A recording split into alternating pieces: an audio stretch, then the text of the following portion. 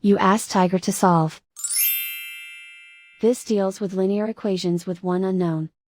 The final result is x equals 21/2. Let's solve it step by step.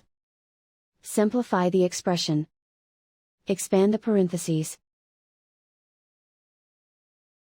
Multiply the coefficients. Simplify the arithmetic.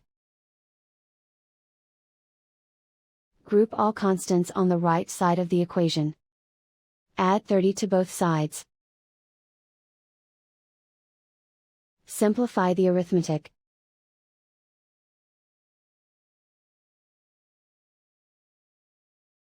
Isolate the x. Divide both sides by 20.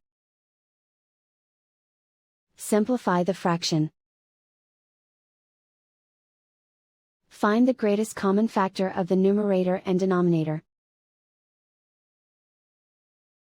Factor out and cancel the greatest common factor. And so the final result is x equals 21/2.